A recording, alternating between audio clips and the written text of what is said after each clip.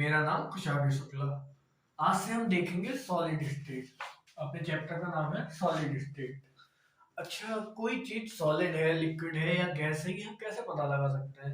या क्या चीजें होती हैं जो ये डिसाइड करती हैं कि कोई चीज सॉलिड है, लिक्विड है या गैस है? चलिए आइए देखते हैं। सबसे पहले नंबर पे आता है इंटरमॉलिक्यूलर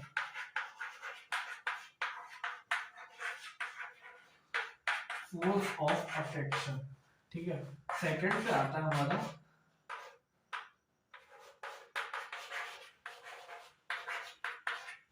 थर्मल एनर्जी। ठीक है ना। दो चीजें डिसाइड करती हैं, एक है इंटरमॉलिक्यूलर फोर्स ऑफ अट्रैक्शन, दूसरा है हमारा थर्मल एनर्जी। अच्छा, इनके बारे में जानते हैं। जैसे हम जब सॉलिड की बात करते हैं तो सॉलिड में सबको पता है कि पार्टिकल जो है वो पास पास होता है, इस तरीके से होता है। ठीक है। ऐसा क्यों हो रहा है? क्योंकि यहाँ पे जो इंटरमॉलिक्यूलर फोर्स ऑफ अट्रैक्शन है वो बहुत ज्यादा है। ठीक है। जब हम लिक्विड की बात करते हैं तो उसमें क्या होता है, पार्टिकल जो है ये देखिए थोड़ा सा एक दूसरे से दूर हो गए। तो हम यहाँ पे कह सकते हैं कि इंटरमॉलिक्यूलर फोर्स ऑफ अट्रैक्शन उतना ज्यादा नहीं है, सॉलिड से कम है। अच्छा, गैस की बात जो हम करते हैं तो यहाँ पे देखते हैं कि बहुत दूर हो जाते हैं पार्टिकल, मतलब इंटरमॉलिक्यूलर फोर्स ऑफ अट्रैक्शन जो है हमारा वो मतलब बहुत ही कम होता है, आप नेग्लिजिबल कह सकते हैं। ठीक है ना। चलिए बात करते हैं थर्मल एनर्जी की। अभी हमने देखा कि गैस में पार्टिकल जो है काफी दूर थे, इस तरीके से। ठीक है। इस तरीके से होता है गैस में। तो ये क्या है, ये जो है मूव करने के लिए फ्री है, ये मूव करने के लिए फ्री है, कह जा सकते हैं। ये एकदम मस्त तरीके से ये मूव करते हैं। अच्छा, जबकि हमारा जो लिक्विड होता है, लिक्विड में जो पार्टिकल है उनके पास उतनी आजादी नहीं है। ये देखिए, ये थोड़ा सा मूव करेंगे इससे टकरा जाएंगे, ये थोड़ा सा मूव करेंगे इससे टकरा जाएंगे, इस तरीके से इन्हें इतनी आजादी नहीं है। अच्छा, जबकि सॉलिड बात करें तो आप ये जो पार्टिकल्स हैं इस तरीके से, तो इन्हें देखिए आप यहाँ पे ये मूव ही नहीं कर रहा है, लगभग नेग्लिजिबल है इनकी मूवमेंट। ठीक है। तो इनकी मूवमेंट नेग्लिजिबल है। तो क्या कह सकते हैं कि जो गैस पार्टिकल्स हैं उनकी थर्मल एनर्जी जो है हमारी बहुत ज्यादा है। थर्मल, क्योंकि वो फ्री है तो फ्री तो मूव कर रहे हैं। जो जब ये इतना ज्यादा मूव कर रहे हैं तो इनकी एनर्जी भी ज्यादा होगी, मतलब आपकी काइनेटिक एनर्जी जो है बहुत ज्यादा है।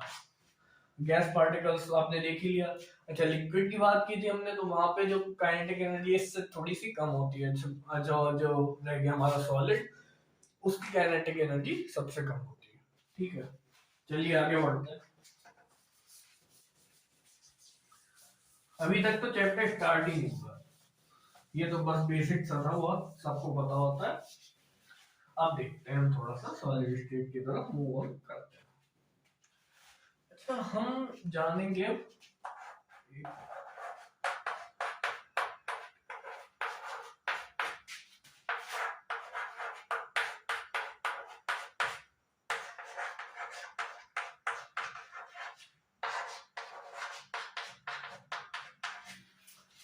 कुछ लोग इन तीनों जो मैंने पॉइंट्स लिखे हैं इनके बारे में जानते होंगे, कुछ लोग नहीं जानते होंगे। जो नहीं जानते हैं तो भी ठीक है, जानते हैं तो भी ठीक है।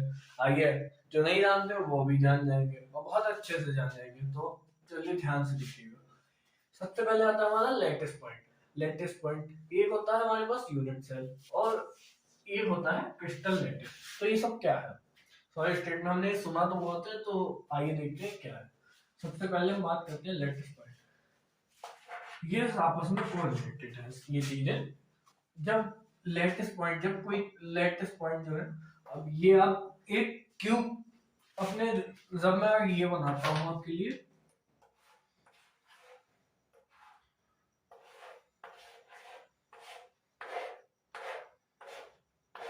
जो क्यूब नहीं होता खेलने वाला, आप उसको एज्यूम करिएगा, आपको अच्छा सा समझ में आएगा। ठीक है। ये आप क्यूब, तो इसमें जो ये पॉइंट है ना, तो लेटेस्ट पॉइंट जब मिलते हैं, जब लेटेस्ट पॉइंट मिलते हैं तो एक यूनिट सेल बनता है। और जब कई सारी यूनिट सेल्स को हम मिला देते हैं तो वो हमारे क्रिस्टल लेटिस बन जाता है। ठीक है। जैसे ये है, ये लेटेस्ट पॉइंट, इसको समझिएगा, ये लेटेस्ट पॉइंट है हमारे।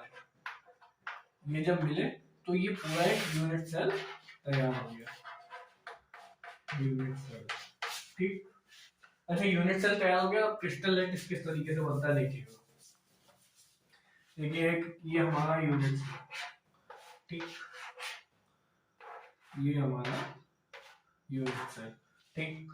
अब हमको क्रिस्टल लैटिस तैयार करना, तो हम एक और बना देंगे, ठीक।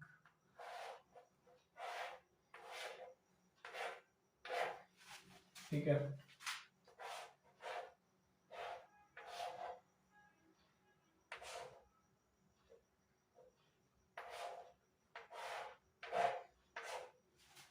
ठीक है ना। ये किधर को बना देते हैं, चलिए इधर ही बनाते हैं। अच्छा ये भी ध्यान रखिएगा कि जिस तरीके से मैं बना रहा हूँ, क्योंकि इससे मैंने कई बार देखा है कि बच्चों को काफी दिक्कत होती है इसको बनाने में, ठीक है। ये जो है देखिए 1 2 3 4, यहाँ पे 4 यूनिट सेल्स आपस में कंबाइन कर दिया और क्रिस्टल लैटिस बना दिया, ठीक है ना। आपका ये जो हो गया, ये हो गया आपका क्रिस्टल लैटिस, ठीक। तो मैं उम्मीद करता हूँ कि आप सब इन तीनों चीजों से अब तीनों चीजों के बारे में जान गए होंगे। चलिए आगे बढ़ते हैं।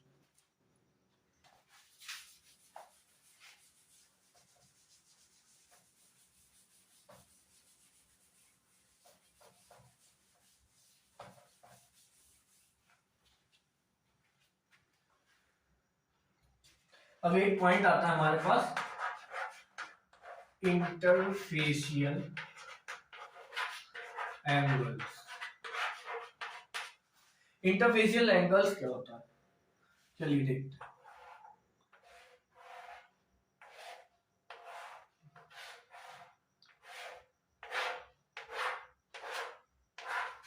ये हमारे पास आपका क्यूब है, ठीक है। इसकी सारी साइड्स हम इक्वल लेके चल रहे हैं। अब इसमें देखिए आप देख सकते हैं 1 2, इसको 3D में देखिएगा 4 5 और 6, अब 6 फेजेस हैं। तो इन 6 फेजेस में से किन्हीं भी 2 फेजेस के बीच में जो एंगल बनेगा, किसी भी क्यों कोई भी 2 फेज आप ले लीजिए, उनके बीच का जो एंगल होगा उसको हम इंटरफेशियल एंगल कहेंगे, ठीक है। अब जैसे हम फर्स्ट और सेकंड फेज लेते हैं, तो ये वाला जो एंगल है ये आपका इंटरफेशियल एंगल,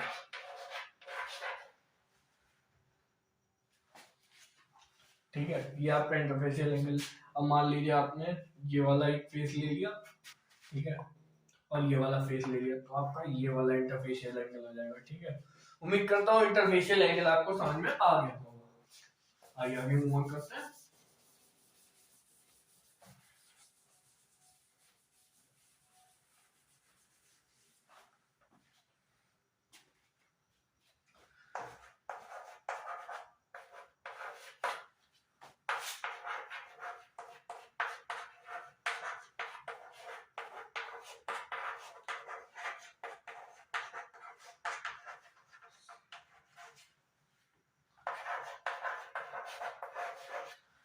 अब देखिए हम नेक्स्ट टॉपिक है हमारा law of constituency of interfacial angle, ठीक है। इसमें क्या होता है, चलिए देखते हैं। एक ध्यान से देखिएगा, एक क्यूब है हमारे पास ये वाला,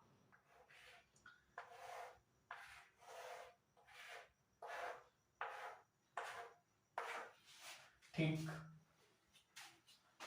फिर एक क्यूब आता है हमारा ये वाला,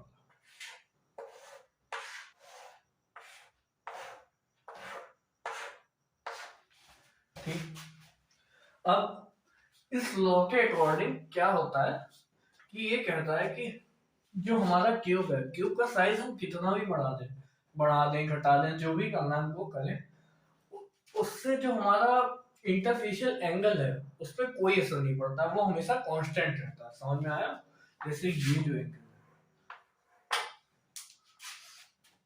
ठीक है, ये एंगल है आपका और ये एंगल है, तो जो एंगल हमारा मान लीजिए यहाँ पे 45, यहाँ पे जो भी एंगल है मान लीजिए यहाँ पे थीटा है, देखिए ये वाली यूनिट सेल आपको स्मॉल लग रही होगी और ये जो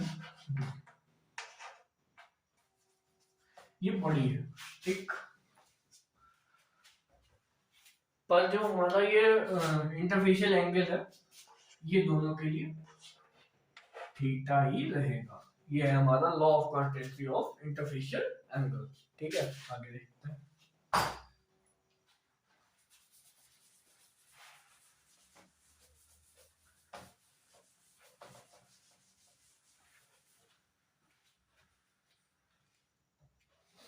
अब नेक्स्ट टॉपिक है हमारा type of unit cell. Type of unit cell, अच्छा जो हम देखते हैं टाइप ऑफ यूनिट सेल, इसको हम दो तरीके से डिवाइड कर सकते हैं। मतलब कहने का है कि on the basis of lattice point second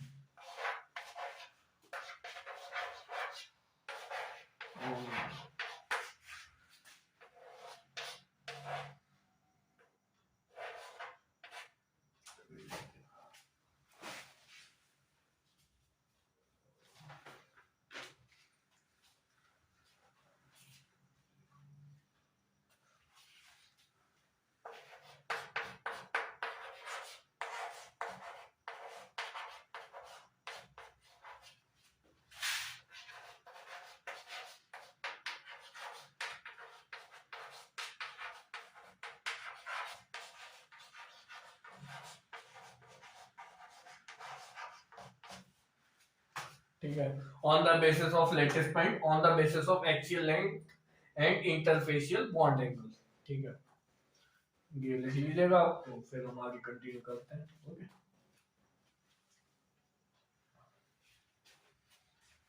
ठीक है, हम आगे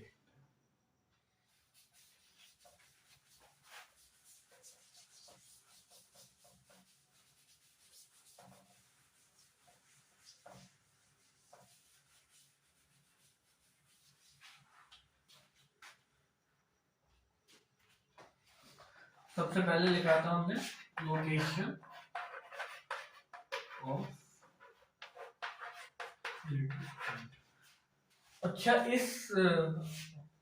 इन सब टॉपिक्स को पढ़ने से पहले हम थोड़ा सा क्यूब के बारे में जान लेते हैं, जिससे आपको भारी दिक्कत ना हो, ठीक है। देखिए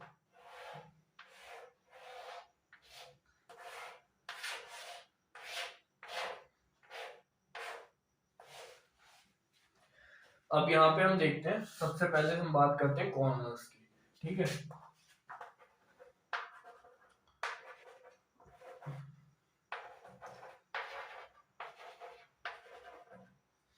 ठीक, इसको आप लोग सही से समझिएगा, ठीक है।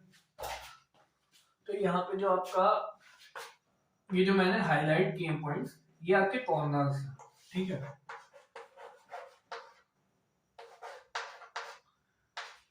आप गिन सकते हैं कॉर्नर्स कितने, 1 2 3 4 5 6 7 8, 8 कॉर्नर्स, ठीक। फेसेस, ये 1 2 3 4 5 6, फेसेस कितने हैं वहां पर, ये भी 6, ठीक।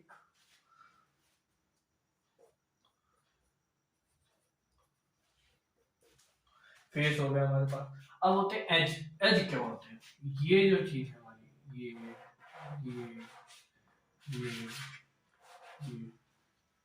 ठीक है। तो इस तरीके से गिन लीजिए कितने एज है, 1 2 3 4, ठीक है, 5 6 7 8, 4 ऊपर है 4 नीचे है, 8 ये हो गया, ठीक है। 9 10 11 12, ठीक है। तो हम कह सकते हैं कि हमारे पास एज जो है 12, ठीक है। एज हो गया हमारे पास, इसके अलावा क्या बचता है आपके पास, ठीक है।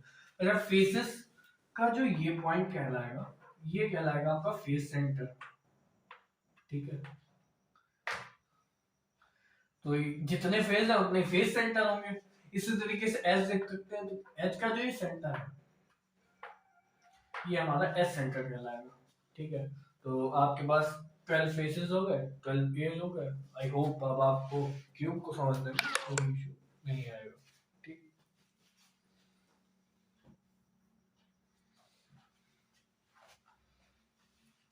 अच्छा एक बात और कि आप बॉडी डायगोनल वगैरह जानते होंगे, वैसे नहीं जानते तो देख लीजिए वो भी।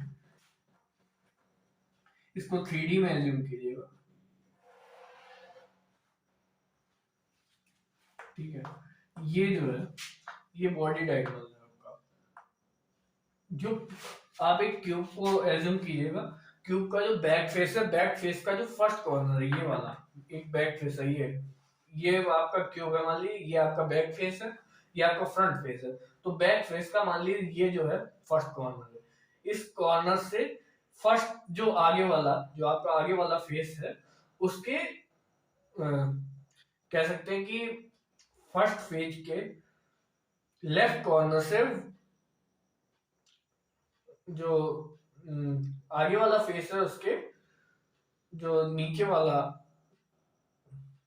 पॉइंट है वहां पे जब हम एक लाइन खींचेंगे, लाइन ड्रॉ करेंगे, तो एक बॉडी डायगोनल बनेगा। जब हम यहां से एक और दो बन गए आपके। ठीक है, अब ये आगे से भी तो होंगे कि फ्रंट फेस जो है, फ्रंट फेस के कॉर्नर से बैक फेस के कॉर्नर पे। ठीक है, और एक यहां से, तो हमारे पास बॉडी डायगोनल कितने हो गए? क्या? ठीक है, और आपके पास फेस डायगोनल्स,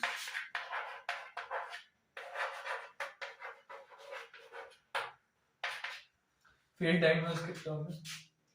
देखिए हर फेस पे दो डायगोनल होंगे। किस तरीके से? देखिए मैं मिटा के दिखाता हूँ, नहीं तो आप लोग कंफ्यूज हो जाएंगे।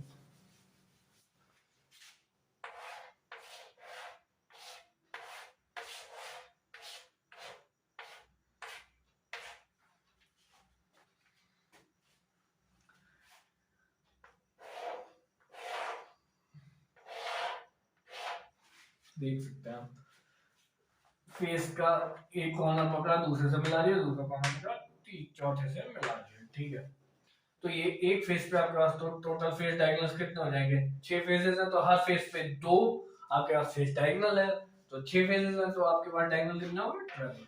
ठीक है, ये था आपका क्यूब का बेसिक इंट्रोडक्शन। अब आगे कोई दिक्कत नहीं आनी चाहिए।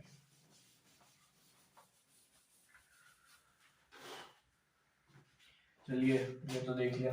अब हम कहाँ पे थे? अब हाँ, on the basis of location of lattice point.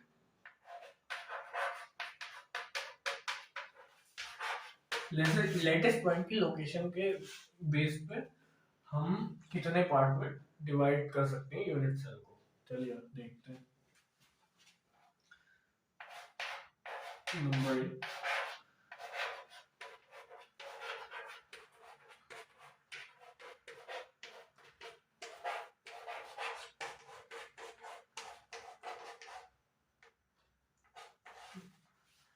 Number B,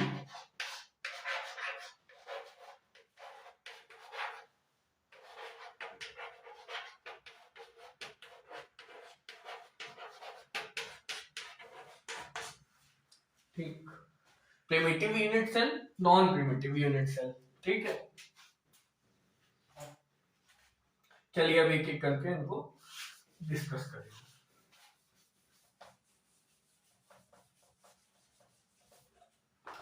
number first, primitive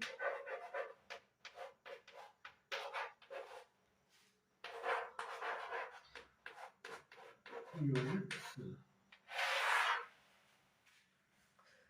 देखिए प्रिमिटिव यूनिट सेल क्या होता है? प्रिमिटिव यूनिट सेल में क्या होता है, जो हमारा क्यूब होता है उसमें जो लेटेस्ट पॉइंट होते हैं वो सिर्फ कॉर्नर्स पे होते हैं, उसके अलावा कहीं भी नहीं होते हैं। ठीक है, देखिए मैं फिगर्स से आपको समझाता हूँ।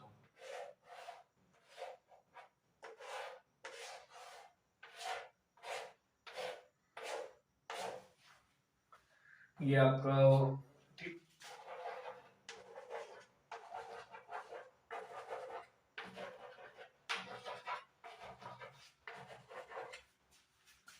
ये आपके प्रिमिटिव यूनिट सेल है। देखिए आप इसमें जो ये जो आपको लिखना है ये है आपके लेटिस पॉइंट। ठीक, 1 2 3 4 5 6 7 8। ठीक है, प्रिमिटिव यूनिट सेल है, इसमें देखिए आप 8 लेटिस पॉइंट। तो हम कह सकते हैं कि प्रिमिटिव यूनिट सेल जो होता है उसमें हमारे पास 8 लेटिस पॉइंट्स होते हैं। ठीक है, चलिए आगे देखते हैं।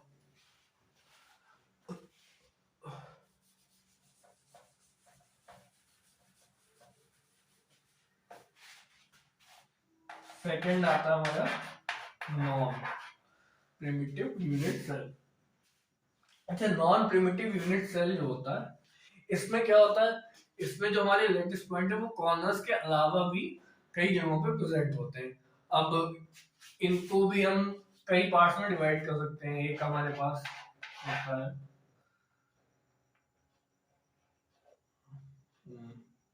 BCC, ठीक है। सेकंड होता है हमारे पास FCC, ठीक है। ये दो हो गया आपके पास।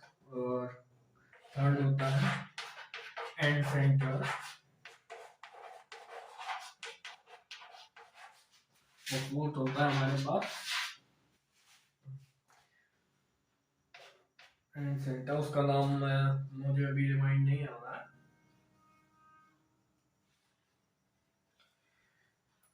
सच एड्स,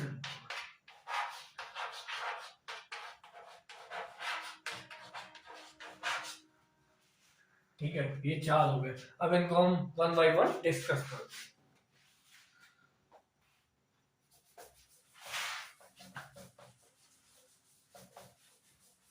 बात करते हैं BCC। इसकी फुल फॉर्म क्या होती है? बॉडी सेंटर्ड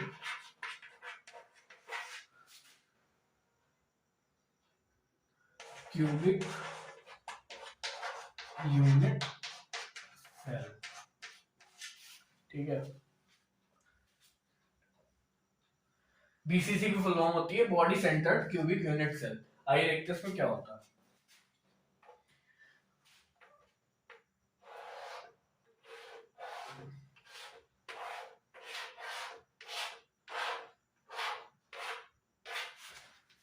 यहाँ पे आप देख सकते हैं कि body centred cubic unit cell में क्या होता है, जो हमारे लेटेस्ट पॉइंट्स होते हैं वो कॉर्नर्स पे प्रेजेंट तो होते ही हैं, मतलब 8 लेटेस्ट पॉइंट तो प्रेजेंट होंगे ही।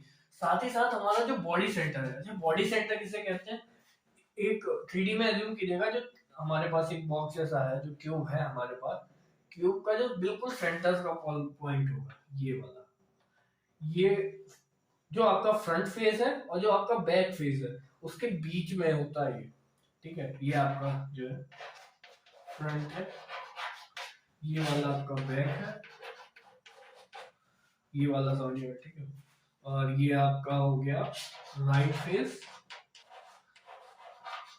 ये आपका हो गया लेफ्ट फेस, ये आपका हो गया टॉप फेस, और ये आपका हो गया बॉटम,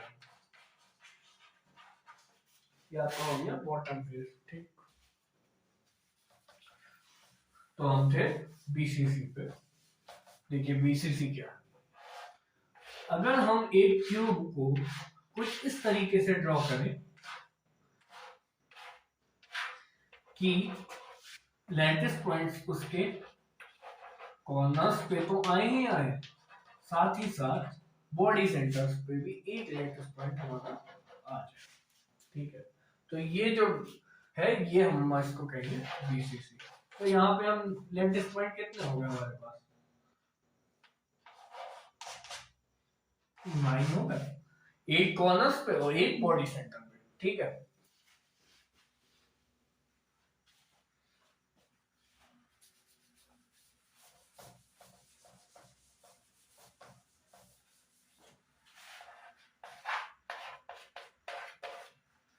सेकंड आता है हमारा FCC, ठीक। इसकी फुल फॉर्म क्या होती है? Face centre cubic unit cell, ठीक है, face centred cubic unit cell. इसमें क्या होगा ये देखते हैं।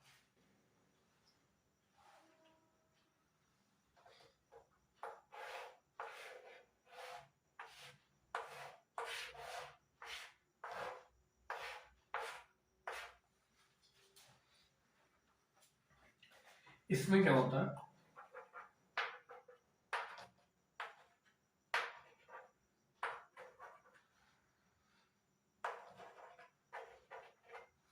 देखिए face centred cubic unit cell में क्या होता है कि जो हमारे लैटिस पॉइंट है वो कॉर्नर्स पे तो प्रेजेंट होते ही होते हैं, साथ में फेस सेंटर्स पे भी प्रेजेंट होते हैं। ठीक है, तो कॉर्नर्स प्लस फेस सेंटर्स। ठीक है, तो लैटिस पॉइंट्स की लोकेशन कॉर्नर्स पे होती है और फेस सेंटर्स पे होती है। तो फेस सेंटर्स हमारे पास कितने, 1 2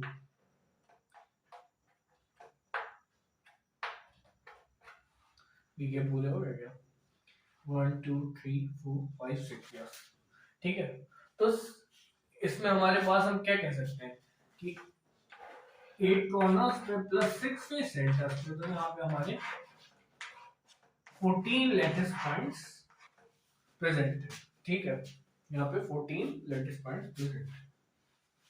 बस सिंपल सिंपल सी चीजें हैं। और अगला देखते हैं,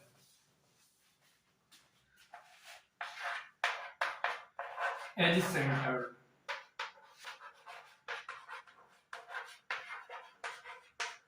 क्यूबिक यूनिट। ठीक,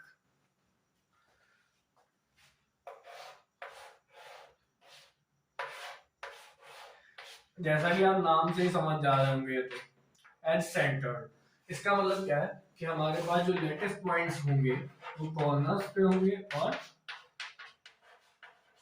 एज सेंटर्स पे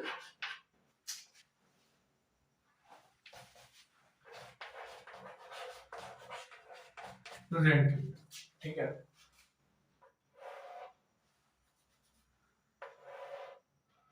ये आपका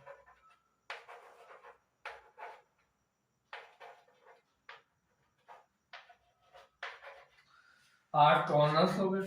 ठीक है, एज देखते हैं, 1 2 3 4 5 6 7 8।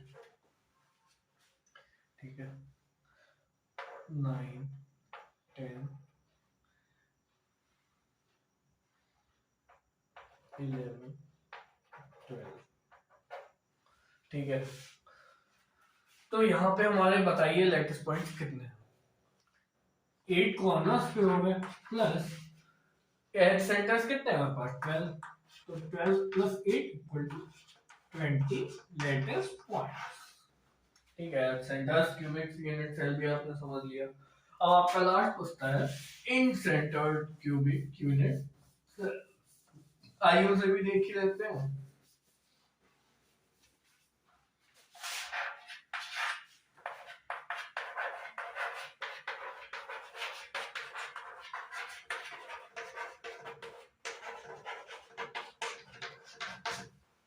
इन सेंटर्ड क्यूबिक यूनिट सेल, इसको थोड़ा ध्यान से सुनिएगा, है कुछ नहीं, बस थोड़ा सा ध्यान देने की बात है। इसमें भी देखिए कॉर्नर्स पे तो आपके प्रेजेंट होंगे ही, ये तो हमेशा कॉमन रहेगा। कॉर्नर्स पे तो लेटेस्ट पॉइंट प्रेजेंट होंगे ही। देखिए 8 हो गया, तो कॉर्नर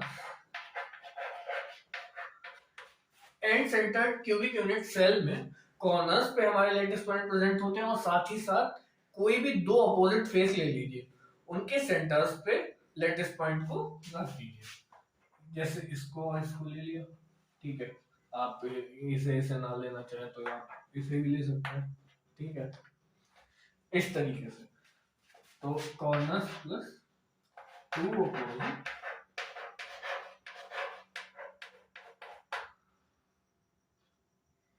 फेस सेंटर्स। तो यहाँ पे हमारे पास टोटल लैटिस पॉइंट्स कितने हो गए? 8 प्लस 2 10। ठीक है। टाइप ऑफ यूनिट सेल्स में आपने जो फर्स्ट पार्ट था हमारा on the basis of location of lattice point, वो हमने अब डिस्कस कर लिया। ठीक है, चलिए ये भी देखिए हमने।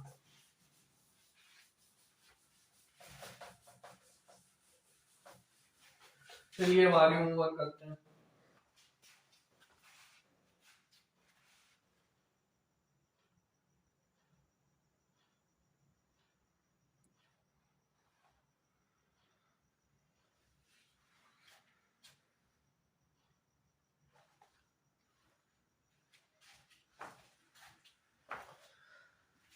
देख रहा था कैमरा चल रहा है कि नहीं, चलिए आगे देखते हैं। सेकंड, एक तो हमने डिस्कस कर लिया on the basis of location of lattice point. Second है on the basis of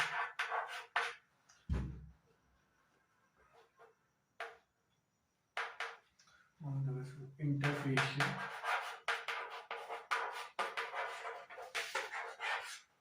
angles.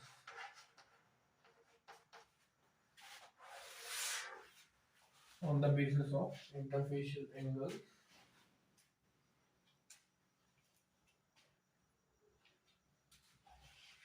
or axial moment.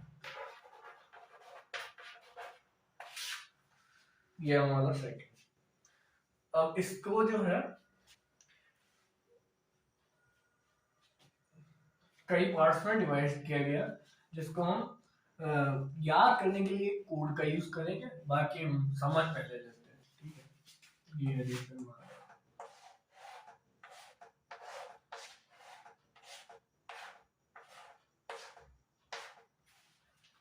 ठीक। अब इसको मैं नाम को हटा लेता हूँ, आप लोगों ने नोट कर लिया होगा।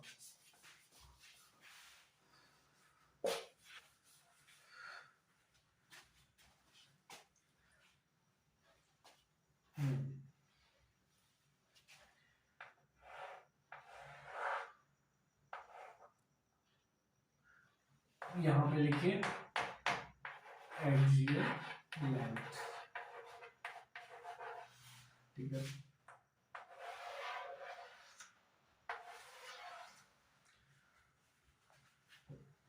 और यहाँ पे लिख लीजिएगा इंटरफेशियल बॉन्ड एंगल्स, मैं शॉर्ट में लिख देता हूँ। ठीक है, चलिए पहला देखते हैं। पहला होता है हमारे पास क्यूब। इसमें क्या होता है, ए बी सी तीनों बराबर होती है। अच्छा, इसको याद करने के तरीका कुछ मैं बता देता हूँ।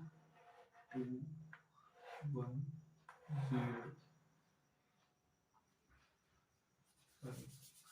0 1 2 2 0 2 2 1 0।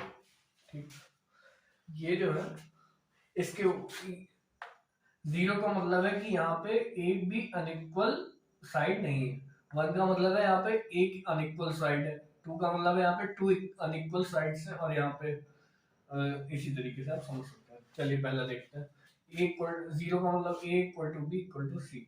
1 का मतलब क्या हो गया, एक साइड अनइक्वल हो जा रही है। तो इधर से हमेशा इधर से शुरू करेंगे।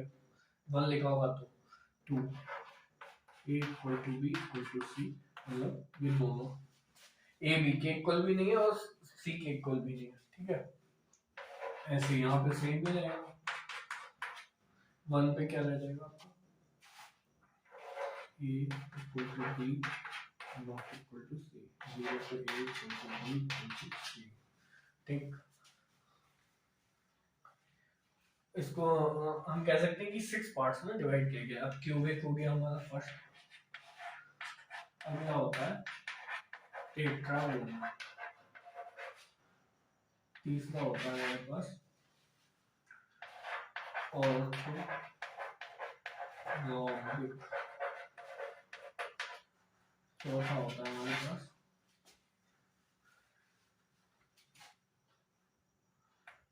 मोनोक्लिनिक। पांचवा होता है हमारे पास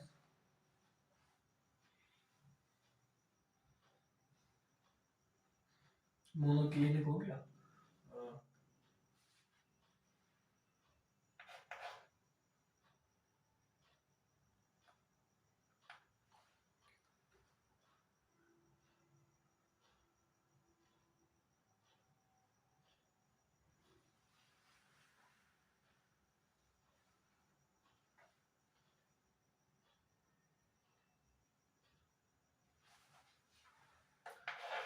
ट्राइक्लिनिक।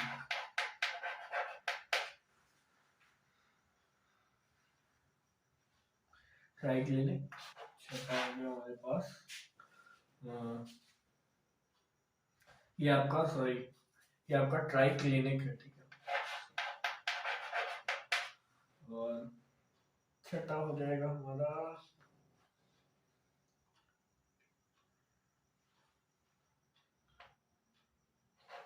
हेक्सागोनल। सातवां हो जाएगा हमारे पास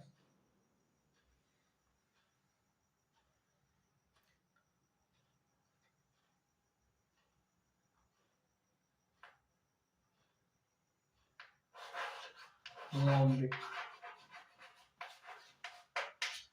ठीक है। यहाँ पे मैंने मिस कर दिया है, देखिए 0 1 2 इस तरीके से याद करिएगा, फिर 3 और 2 आएगा, फिर 1 आ जाएगा, फिर 0 आ जाएगा, ठीक। पांचवा हमारे पास है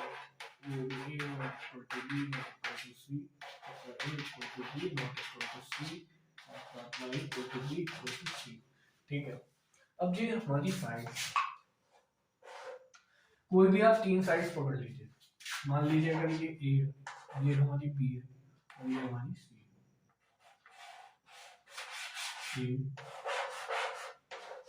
ठीक। इसमें जब फोकस कीजिएगा, जब हमारी ए बी और सी तीनों इक्वल होंगी तो हम उसको कहेंगे क्यूबिक, ठीक है। जब हमारी ए और बी तो इक्वल होगी पर जो सी होगी वो बी के इक्वल नहीं होगी, तब हम उसको कहेंगे टेट्रागोनल। ऑर्थोरॉम्बिक में क्या होगा, ये तीनों साइड्स अनइक्वल हो जाएंगी। चौथा क्या होगा हमारा मोनोक्लिनिक। मोनोक्लिनिक में क्या होगा, मोनोक्लिनिक और ऑर्थोरॉम्बिक दोनों में तीनों साइड्स अलग अलग होती है, उनकी लेंथ जो होती है वो अलग अलग होती है, ठीक है। इसके बाद हम आते हैं ट्राइक्लिनिक में। ट्राइक्लिनिक में भी सेम है, वही आपकी तीनों लेंथ अनइक्वल होगी। हेक्सागोनल पे, हेक्सागोनल में जो है ए और बी तो बराबर होंगी बट सी जो है अनइक्वल हो जाएगी। अगर रोम्बिक की बात करें तो उसमें तीनों लेंथ बराबर होती है। अब देखते हैं हम अपना इंटरफेशियल एंगल, ठीक। अच्छा मैं बता देता हूँ इन नाम को आप किस तरीके से याद करेंगे।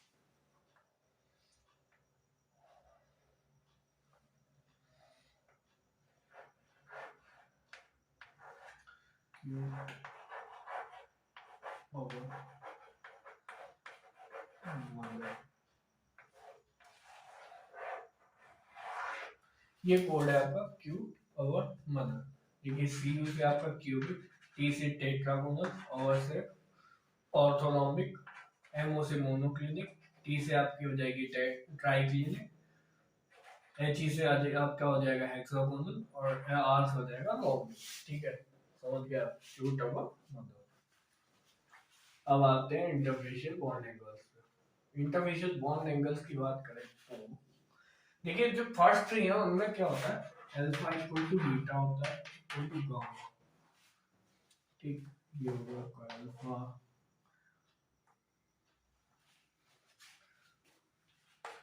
इक्वल टू 90 डिग्री, ठीक।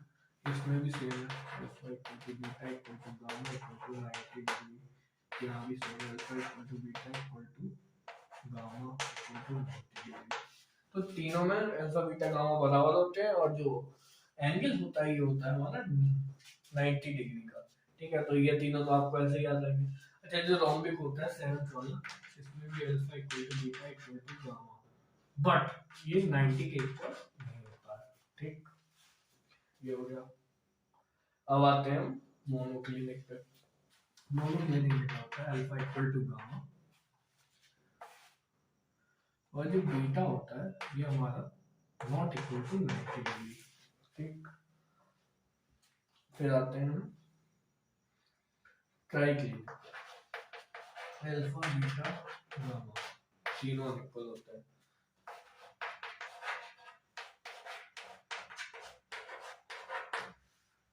Gamma not equal to 90। ठीक है, आप देख सकते हैं यहाँ पे अल्फा बीटा गामा इक्वल है, क्यूबिक में अल्फा बीटा गामा तीनों एंगल इक्वल है, टेट्रागोनल में अल्फा बीटा गामा तीनों इक्वल, ऑर्थोरोम्बिक में तीनों एंगल इक्वल है, मोनोक्लिनिक में अल्फा इक्वल टू गामा है और बीटा जो है वो 90 के इक्वल नहीं है। ट्राइक्लिनिक में तीनों एंगल जो है अनइक्वल है। हेक्सागोनल में अल्फा इक्वल टू बीटा है but gamma not equal to 90 degree. When we talk about rhombic, here alpha no equal to beta equal to gamma not equal to 90। ठीक है, अब हमने आपको ये भी देख लिया और क्या रह गया। अब यहाँ पे बात आती है कि इसमें से मोर सिमेट्रिक कौन सा है और लीस्ट सिमेट्रिक कौन सा है। ठीक है,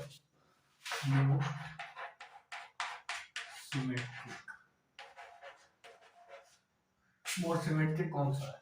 तो देखिए आप क्यूबिक में देखिए इसकी जो लेंथ है a equal to b equal to c, तीनों लेंथ बराबर है, तीनों एंगल बराबर है और वो 90 डिग्री के इक्वल है। तो हमारे पास जो क्यूबिक वाला है वो मोर सिमेट्रिक हो जाता है। ठीक है, तो क्यूबिक जो है ये मोर। अच्छा, लीस्ट सिमेट्रिक की बात करें तो आप देख के अंदाजा लगा सकते हैं कि ट्राइक्लिनिक जो है हमारा, यहाँ पे तीनों लेंथ अनइक्वल है, साथ ही साथ तीनों एंगल जो है वो भी अनइक्वल है, तो इसलिए ये जो है हमारा ये हो जाता है लीस्ट।